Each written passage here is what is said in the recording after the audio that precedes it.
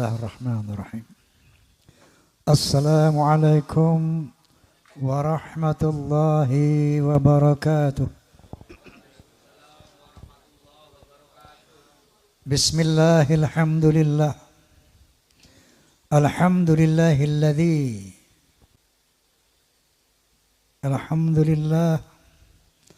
Alhamdulillahilladzi hadan nas ila hayatin thayyibatin fid dunya wal akhirati bisyari'atil Islam. Asyhadu an la ilaha illallah wahdahu la syarika lah dzul jalali wal ikram. Wa asyhadu anna sayyidana wa nabiyyana Muhammadan abduhu wa rasuluh sayyidul arabi wal ajam. Fassallallahu ala sayyidina Muhammad wa ala alihi wa sahbihi wasallam. Amma ba'd. Al-mukarramun, para amil ulama yang saya muliakan, wabil khusus sahibul hajah, sahibul bait, Bapak Kiai Haji Sumarsono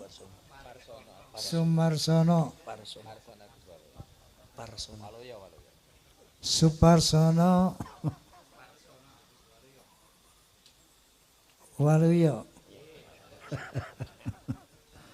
Mohon maaf Kiai, baru ketemu hari ini soalnya. Di pesantren pitutur luhur yang luar biasa ini. Yang kedua, sahabat saya Kiai Haji Abbas Pleret,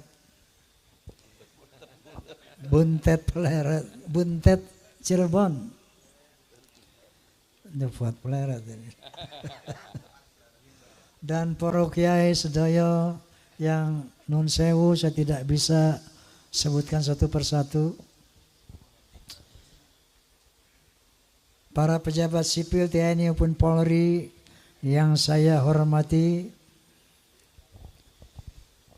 tak lupa saya sampaikan Forum Silaturahmi Takmir Masjid dan Mushola Indonesia, Fahmi Tamami, juga PAMDI, Persatuan Artis Musik Dangdut Indonesia. Dan saya mau tanya, di sini ada fans Rhoma Irama enggak? Ada fans Soneta enggak? Nah, itu fans Rhoma and Soneta disingkat Forza. Kalau saya bilang Forza, bisa bilang keren, bisa? Forza! Allahumma salli ala Muhammad.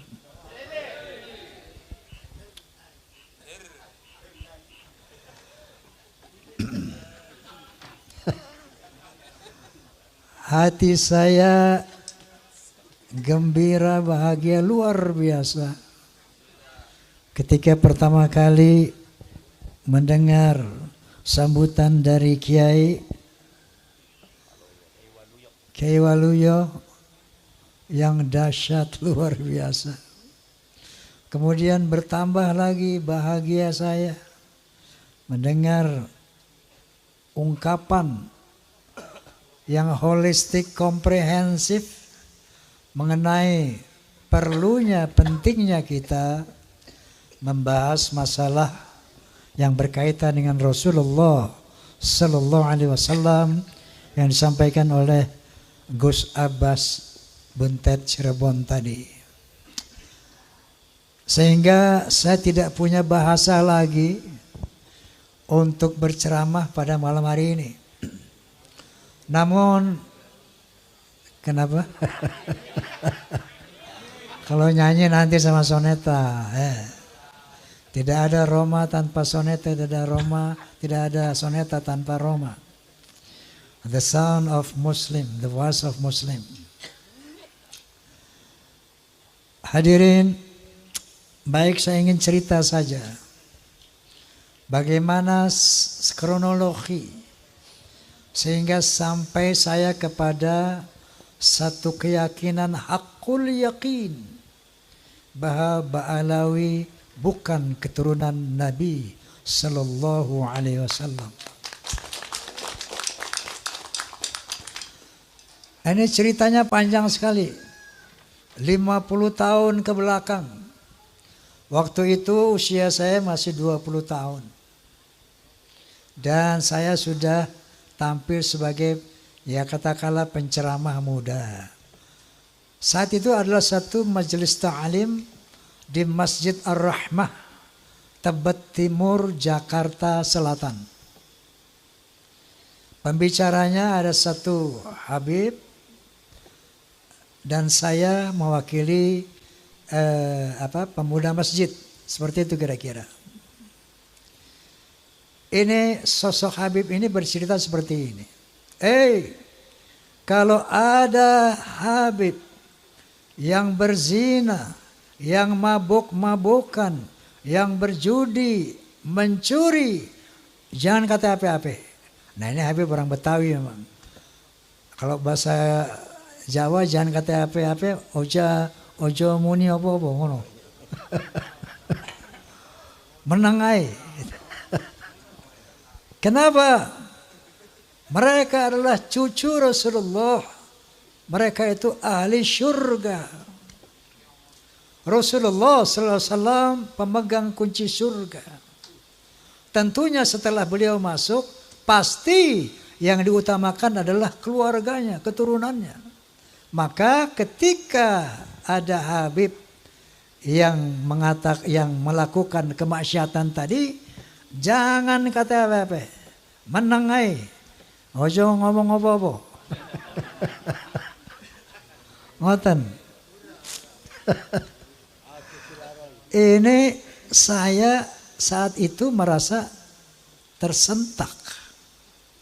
Ketika saya giliran naik, saya katakan, Beb, alafu Beb, anak koreksi ente.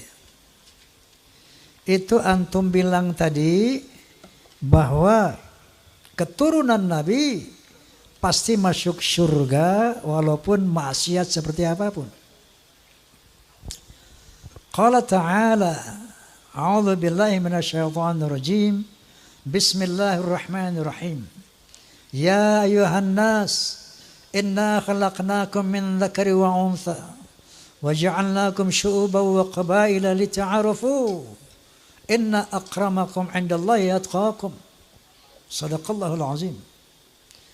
Beb, Allah Subhanahu wa taala berfirman, wahai manusia, aku telah menciptakan kalian dari seorang laki-laki dan perempuan. Dari sana aku jadikan kamu berbangsa-bangsa. Dari bangsa-bangsa itu aku jadikan kamu bersuku-suku. Seperti contohnya Indonesia. Bangsa Indonesia sukunya ada kurang lebih 700 apa piro? Pinten? Ada Sunda, ada Jawa, Aceh, Padang, Batak, dan banyak lagi yang lainnya. Kenapa nggih? Lita'arafu, saling mengenallah. Lita'arafu, saling menghormatilah. Inna akramakum 'indallah atqakum. Sesungguhnya ketinggian derajatmu di sisi Allah adalah takwamu.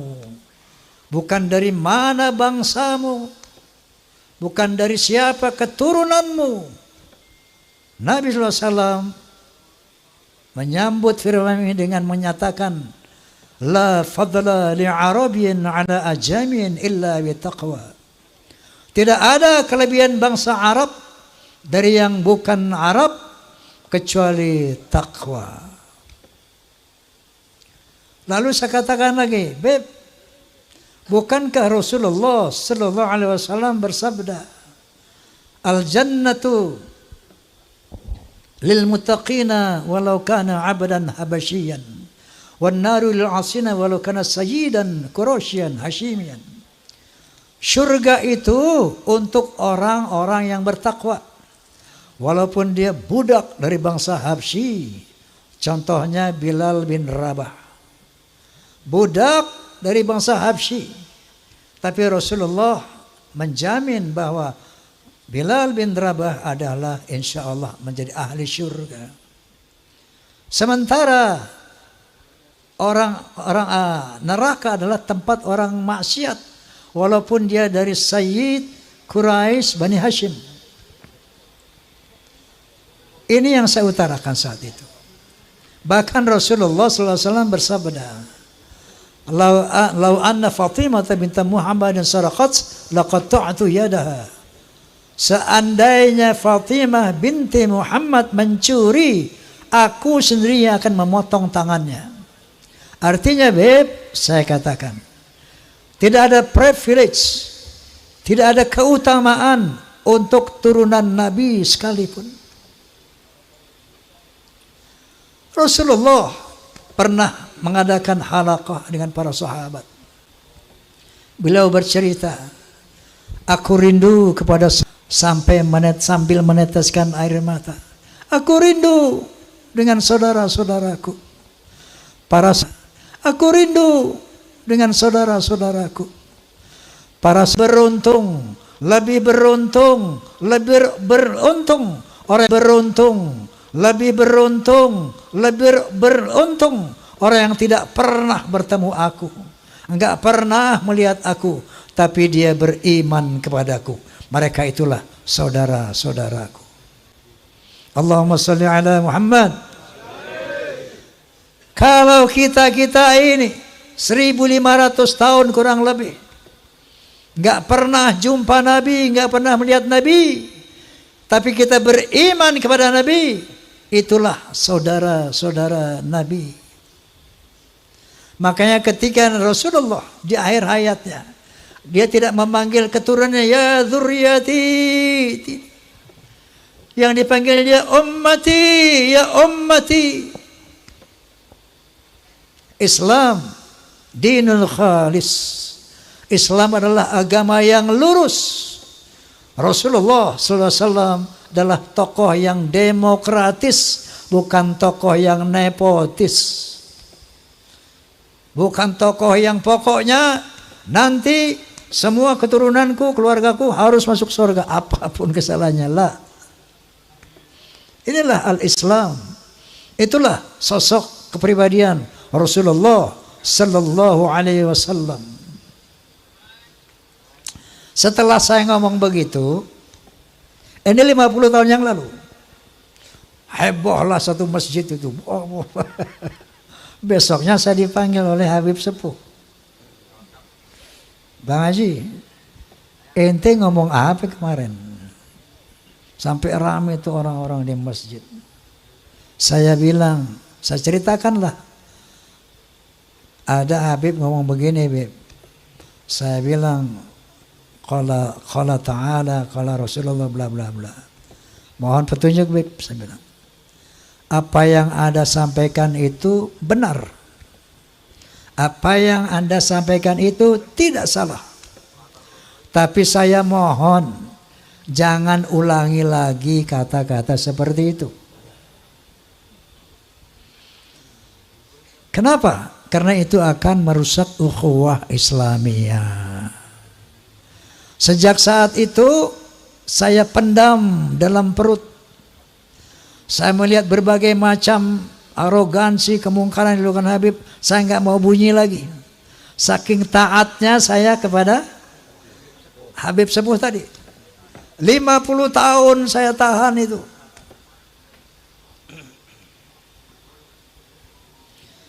Sampai akhirnya muncul doktrin-doktrin yang tidak bisa diterima akal sehat dan sangat merusak akidah, saya pikir. Itu leluhur kami Al-Faqih Muqaddam, Mi'raj satu malam 70 kali. Astaghfirullahalazim.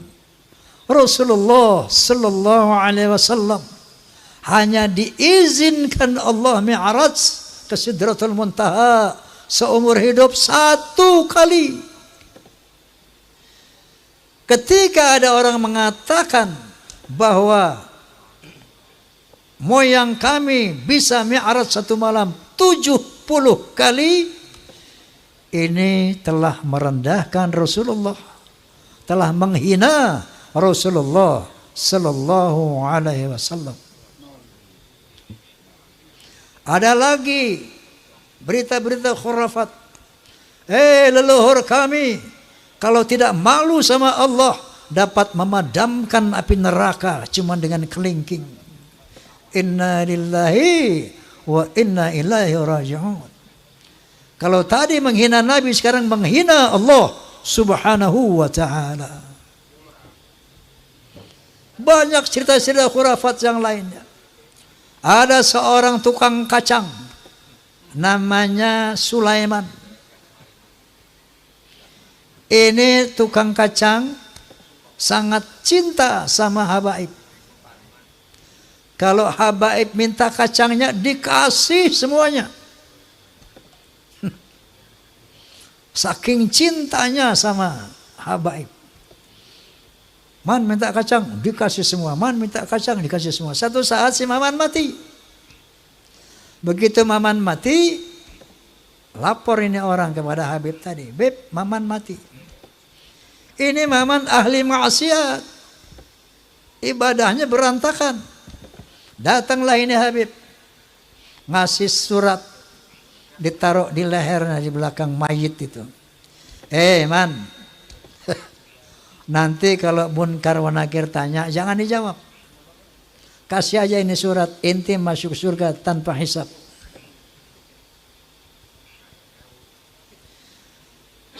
Banyak lagi cerita seperti itu. Leluhur mereka semuanya wali, bisa nurunkin emas dari langit. Yaman itu negeri paling miskin di Timur Tengah. Bagaimana kita percaya dia bisa turunin emas dari langit? Masya Allah, ini goyang apa?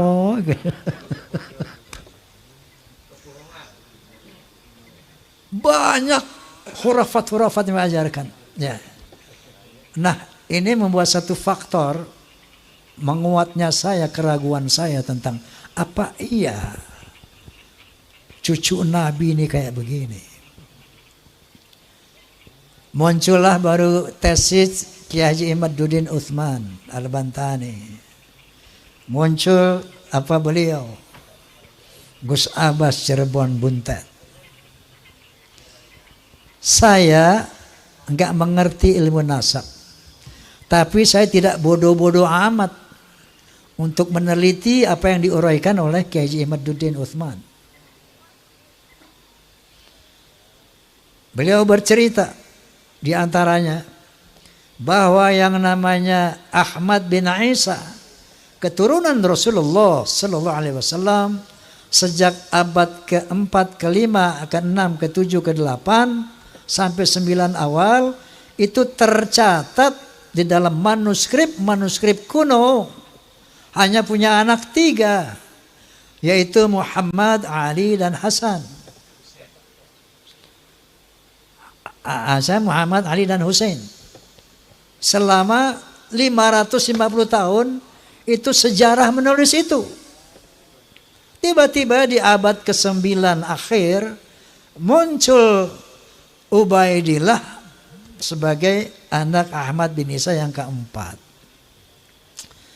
Enggak usah pintar-pintar amat untuk meneliti, untuk menerima hal ini. Cukup punya akal yang waras, cukup punya akal yang sehat, kita bisa melihat, oh kalau begitu Ubaidillah ini cantolan, cangkokan. Kiai Imaduddin tentu saja sebagai seorang kiai, mujtahid bahkan,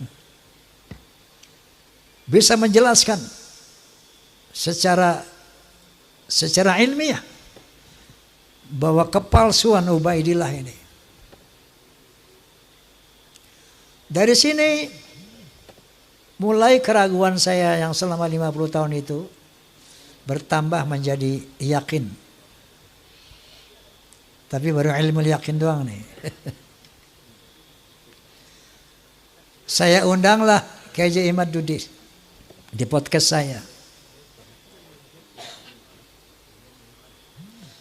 Kemudian dalam rangka, karena saya saat itu sebagai penengah ingin mencari siapa sih yang benar ini, apakah Ba'alawi, apakah Kiai Imad. Maka saya undanglah dari Rabithah Alawiyah sebagai penyeimbang. Saya undang Ustaz Taufik Segaf, tidak hadir. Bahkan saya undang juga Rizik Syihab, tidak hadir. Saya undang juga dari Pekalongan Bapak Lutfi bin Yahya, tidak hadir. Sementara melalui media sosial itu semakin gencar, orang mengkritisi ulama-ulama semakin banyak, semakin bermunculan. Lalu saya undang Profesor Menahem Ali, seorang ahli filologi, ahli sejarah peradaban manusia. Dalam podcast saya beliau menjelaskan bahwa yang namanya Hadramaut, kota Hadramaut itu asalnya dari nama orang yang bernama Hazarmavet. Dia orang dari Kaukasus yang kemudian menjadi Hadramaut. Jadi menurut penelitian secara filologi, orang Yaman ini bukan orang Arab, tapi orang Kaukasus. Berarti mustahil sebagai keturunan Nabi Sallallahu Alaihi Wasallam menurut Profesor Menahem Ali. Kemudian saya undang lagi Dr. Sugeng Sugiharto dari BRIN. Beliau ahli ahli DNA itu, ahli genetika. Bercerita panjang lebar secara ilmiah, maka bertemulah istilah haplogrup J1 dan haplogrup G. Mereka menjelaskan, beliau menjelaskan panjang lebar bla bla bla bla bla, bahwa subhanallah, subhanallah, subhanallah, ternyata Allah telah mempersiapkan segala sesuatunya, termasuk menjaga kesucian keturunan para nabi. Ternyata DNA-nya itu sudah ditanamkan di dalam setiap manusia. Secara ilmu genetika, haplogrup Nabi SAW adalah J1. Haplogrupnya Ba'alawi, menurut kalau Anda klik di internet familytreedna.com, familytreedna.com, klik saja, akan keluar nanti ada 180 orang Ba'alawi, sebagian dari Indonesia, itu dari Yaman, sebagian kecil dari Indonesia, itu haplogrupnya adalah G. Yahudi Askenazi.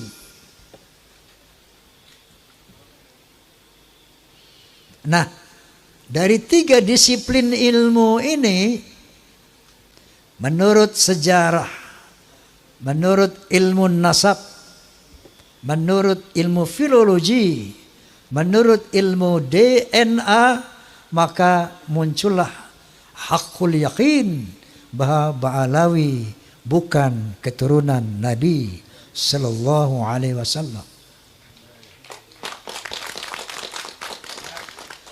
Lalu di counter itu Roma Irama, menurut Gus Romel ini pembela Ba'alawi.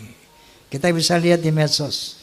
Itu Roma Irama sok-sok hakul yakin bahwa Ba'alawi bukan turunan Nabi, bahwa Ubaidillah itu bukan turunan Nabi. Memangnya dia pernah melihat pernikahan Ubaidillah? Memangnya dia pernah melihat persemaian Ubaidillah? Mel, saya bilang, ente percaya nggak Muhammad bin Abdullah adalah Rasulullah? Kalau ente nggak percaya, kafir ente.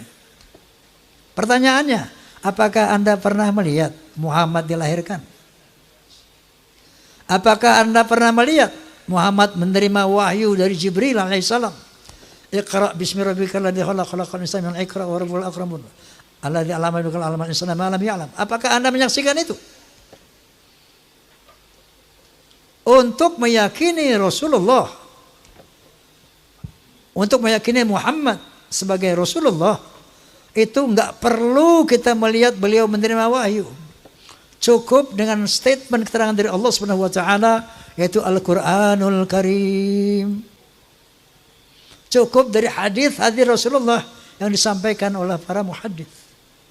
Begitu juga keyakinan kita bahwa Ba'alawi bukan keturunan Nabi, Ubaidillah bukan keturunan Nabi, cukup dengan ilmu-ilmu tiga ilmu tadi. Nah, dia tanya, bagaimana Roma Irama yakin? Saya katakan satu contoh. Saya yakin kepada Allah Subhanahu wa taala tentang eksistensinya sebagai Tuhan, eksistensinya yang serba maha, itu dengan dua hal. Pertama, ayat qauliyah Al-Qur'anul Karim. Yang kedua, ayat kauniyah, ciptaan Allah ini. Ayat qauliyahnya diantaranya firman Allah Subhanahu wa taala, innani anallah la ilaha illa ana fa'budni wa aqimis salata li dzikri. Sesungguhnya akulah Allah, tidak ada Tuhan selain aku, maka sembahlah aku dan tegakkanlah solat demi mengingatku. Itu satu, saya bilang. Banyak lagi, surat Ayatul Kursi banyak lagi. Sebagai ayat-ayat qauliyah, firman Allah SWT. Yang kedua, ayat kauniyah, alam semesta ini. Qala ta'ala, inna fi khalqis samawati wal ard wa ikhtilafil laili wan nahar wal fulki allati tajri fil bahri bima yanfa'un nas wa ma anzalallahu minas sama'i min ma'in fa ahya bihil arda ba'da mautiha wa batha fiha min kulli dabbah wa tasrifir riyahi wa sahabil musakhkhari baina samai wal ard la ayatin liqaumin yaqilun. Shadaqallahul azim. Sesungguhnya pada penciptaan langit dan bumi, pada pergantian siang dan malam yang begitu teratur, bisanya kapal-kapal berlayar di lautan dengan membawa hal-hal yang bermanfaat buat manusia. Turunnya air dari langit, air hujan. Dengan air itu dihidupkan bumi yang mati. Ditebarkannya berbagai macam binatang melata di muka bumi.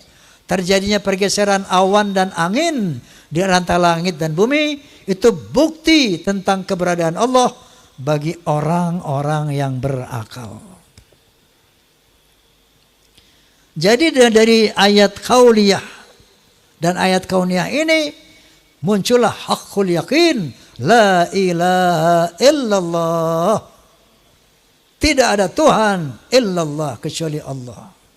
Begitu juga ketika saya meyakini Ba'alawi bukan turunan Nabi, ayat qauliyahnya adalah dari tesis Kiai Imaduddin Utsman, kemudian dari filologi, dan ayat kauniyahnya DNA.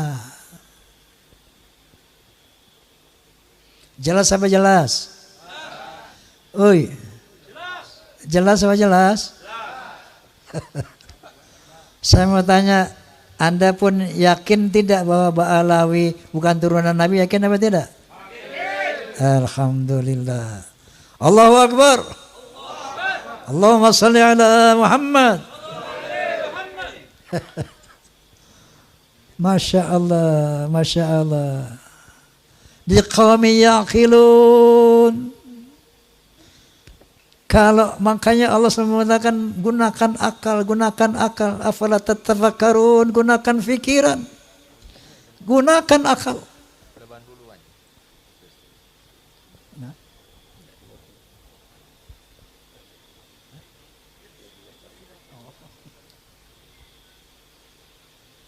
Nah jadi tambahan lagi keyakinan saya itu dengan berbagai macam arogansi dan khurafat-khurafat yang tadi saya utarakan. Lengkap sudah hakul yakin saya. Nah, kemudian saya ingin berbagi pengalaman. Tempo hari saya dakwah di daerah Jambi, Sumatera Selatan. Tablighul Akbar. Itu kiai-kiai banyak mengatakan, Bang Haji, kami di belakang Bang Haji.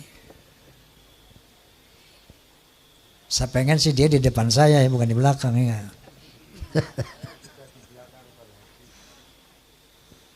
Ketika saya mengadakan pentas Soneta Group di Banjarmasin, ada satu kesempatan kita berkumpul dengan para pejabat. Salah satu pejabat daerah mengatakan, Bang Haji, saya yakin bahwa sebagian besar rakyat Indonesia sama dengan Bang Haji. Allahumma sholli ala Muhammad. Allahu Akbar. Kenapa? Karena mereka sejak ratusan tahun melihat fenomena ini. Terakhir dalam podcast saya bahwa kita bangsa Indonesia tidak boleh diam melihat fenomena ini. Kenapa? Ada indikasi mereka mau menjajah Indonesia. Indikasinya jelas sekali. Ada yang bagian memalsukan kuburan. Di mana-mana dibikin kuburan-kuburan palsu. Alhamdulillah, menurut keterangan beliau juga sudah banyak yang dibongkar. Ada kuburan-kuburan keramat seperti di Madura, kita lihat di YouTube. Sudah lama sebagai nama orang itu tiba-tiba ditambah namanya menjadi ada Ba'alawinya gitu. Asegaf. Yang paling trending yaitu KRT Sumo di Ningrat di Semarang diganti namanya dengan Habib Hasan bin Toha bin Yahya. Kuburan-kuburan palsu, Masya Allah. Seluruh Jawa, di Kalimantan, banyak sekali ternyata. Ini ternyata strategi pertama. Untuk memberikan kesan kepada bangsa Indonesia bahwa, itu lihat, para habaib lah yang datang ke sini dan menjadikan orang-orang Islam ini, menjadikan orang ini menjadi Islam. Oleh karena itu Wali Songo pun diklaim sebagai Ba'alawi. Strategi pertama. Yang kedua, berita-berita khurafat, dongeng-dongeng khurafat. Untuk apa? Untuk menaklukkan hati umat Islam yang tidak berpikir. Ini yang namanya Ba'alawi, leluhurnya luar biasa. Bisa hijrah Mi'raj 70 kali. Bisa memadamkan api neraka yang nggak pakai akal. Itu sesuatu yang luar biasa dan dahsyat. Mereka pun menjadi takluk, tunduk, siap diperintah apapun. Tujuannya itu. Dan yang lainnya, ada yang membuat provokasi-provokasi. Saya bersama rakyat, kita dengan rakyat. Jangan coba-coba ganggu rakyat. Seakan-akan berpihak kepada rakyat.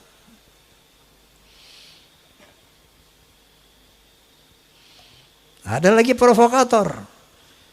Asah golokmu, asah pedangmu, asah celuritmu.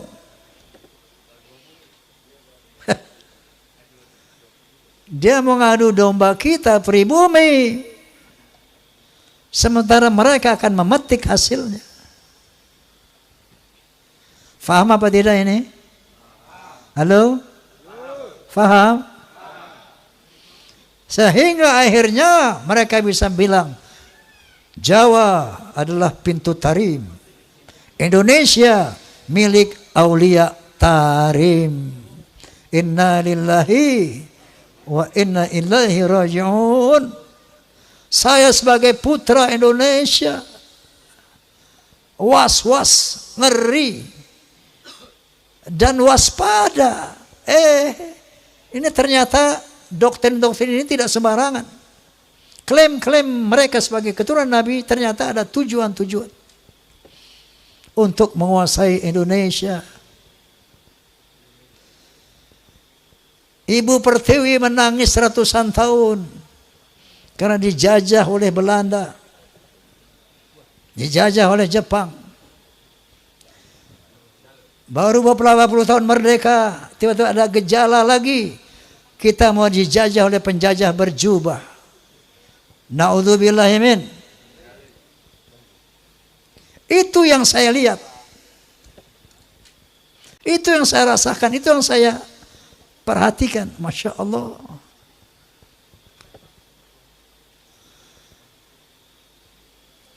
Saya tidak punya kepentingan. Dan sering saya katakan, apapun yang saya ucapkan ini bukan berdasarkan kebencian. Na'udzubillah. Bukan berdasarkan saya punya kepentingan.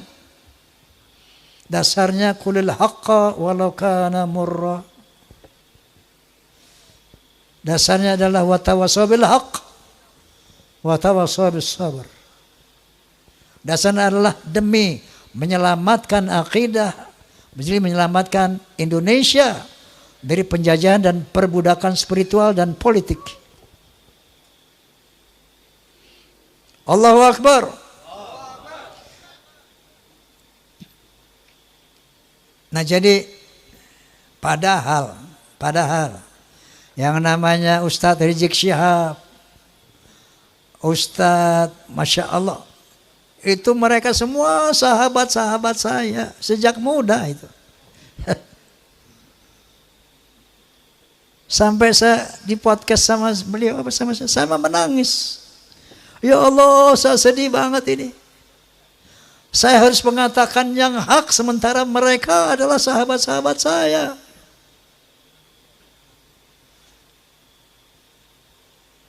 Tapi kebenaran harus diutarakan.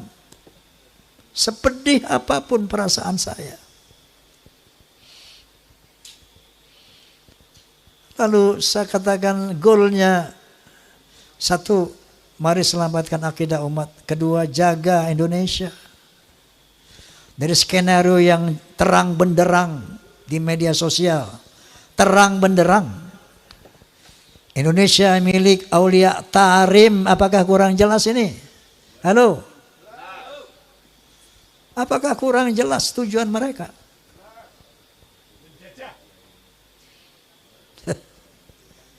Jadi ini dari dasar hati yang tulus sebagai umat Muhammad SAW dan sebagai anak bangsa Indonesia. Penjajahan perbudakan spiritual. Nah itu dengar ya kamu tuh. Penjajahan perbudakan spiritual. Ngono loh. Tetapi karena kita sama-sama umat Islam, ini memang harus kita selesaikan. Ya. Namun goalnya nanti pertama tentu selamatkan Indonesia dari penjajahan mereka. Makanya saya sepakat dengan Gus Abbas, pemerintah harus turun tangan ini. Ini masalah bangsa, masalah NKRI. Harus turun tangan. Kalau enggak saya khawatir ini bisa perang saudara. Bukan antara Ba'alawi dan umat, bukan. Antara kita sama kita. Ba'alawi nonton. Betul enggak? Oleh karena itu, goalsnya nanti, ketika mereka dinyatakan bukan keturunan Nabi, tetap jaga ukhuwah Islamiyah. Wa'tasimu bihablillahi jami'an wa la tafarraqu. Tapi dalam kesetaraan. Bukan dia sebagai tuan, kita sebagai budak. No. Rakat ukhuwah Islamiyah dalam kesetaraan. Kita muliakan siapa yang berilmu. Yarfa'illahu alladhina amanu minkum walladhina utul ilma darajat. Kita muliakan siapapun yang berilmu. Tadi golongan mereka dari manapun. Dan kita muliakan orang-orang yang bertakwa.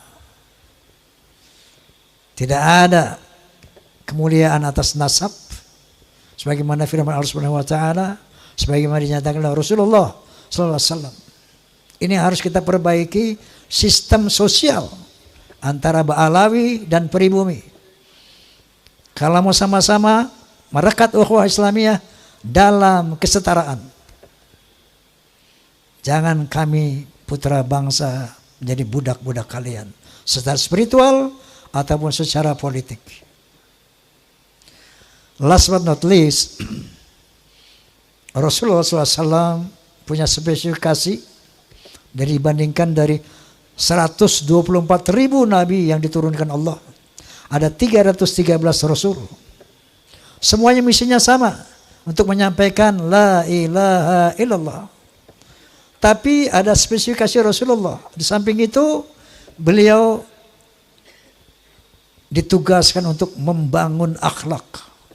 Sebagaimana Nabi sallallahu alaihi wasallam bersabda, "Innama bu'itsu liutammima makarimal akhlaq." Sesungguhnya aku dibangkitkan untuk memperbaiki akhlak yang mulia.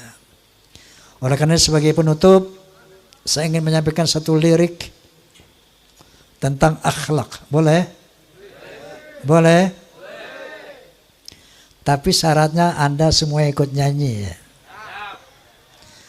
Dalam berbicara